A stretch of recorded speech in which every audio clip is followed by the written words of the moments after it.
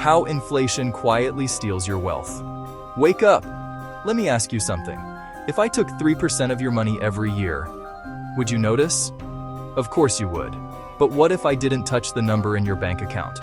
What if I only reduced what that money could buy? That's inflation, and it's quietly working against you every single day. Wake up. Because inflation doesn't look like theft. It looks like life getting more expensive. Most people think inflation just means prices go up. But that's not the full story. Inflation is the decline of purchasing power. It means your money buys less over time. The dollar itself doesn't change. Its power does. 20 years ago, $100 could fill a grocery cart. Today, it barely fills a few bags. Same $100, less power. That difference is inflation. Now here's what makes it dangerous. Your bank account doesn't shrink. If you have $10,000 saved today, you still see $10,000 next year. It feels stable. It feels safe. But if inflation is 3%, your purchasing power is falling by 3% every year.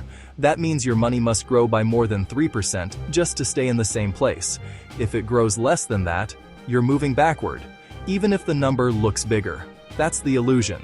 There's a simple rule in finance called the rule of 72. Take 72 and divide it by the inflation rate. If inflation averages 3%, 72, 3, or 24. That means your purchasing power gets cut in half in about 24 years. So, if you need $50,000 per year to live comfortably today, in 24 years you might need close to $100,000 to maintain the exact same lifestyle. Same house, same groceries, same standard of living. Double the income. Inflation forces growth. Standing still financially is falling behind. Now let's talk about saving. We were all taught, save your money. And saving is important. But saving alone is not a wealth strategy. It's a stability strategy. If your savings account earns 1% and inflation is 3%, your real return is -2%. Real return simply means your return minus inflation. If your investments earn 8% and inflation is 3%, your real return is 5%. That's actual growth. But if your money earns less than inflation, you're losing purchasing power every year. Quietly. Here's where it gets interesting. Inflation doesn't affect everyone equally. People who own assets often benefit. Why? Because businesses raise prices. Real estate values adjust. Stocks reflect growing revenues over time. Companies pass rising costs to consumers. Asset owners adapt. Cash holders don't.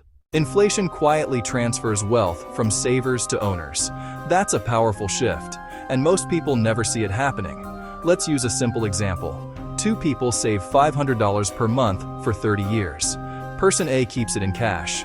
Person B invests and earns 7% annually. After 30 years, Person A has $180,000. Person B has over $600,000. Now adjust for inflation. That $180,000 in cash won't have the same buying power it does today. Meanwhile, Person B's investments likely outpaced inflation significantly. Time magnifies small differences, and inflation compounds just like interest does. 3% doesn't happen once, it happens every year, on top of the previous year. That's exponential erosion. If something costs $1,000 today, at 3% inflation, in 30 years it could cost around $2,400. More than double. Same item, different era. If your money doesn't grow, your lifestyle shrinks. That's the long-term reality. Now this doesn't mean panic. It doesn't mean gambling and risky investments. It means awareness. It means understanding real growth. It means building systems that outpace inflation, investments, businesses, skills, income growth. Financial independence isn't about stacking cash. It's about owning things that grow faster than prices rise. And here's something even deeper. Inflation changes how you think about time. If you think in months, you focus on market volatility.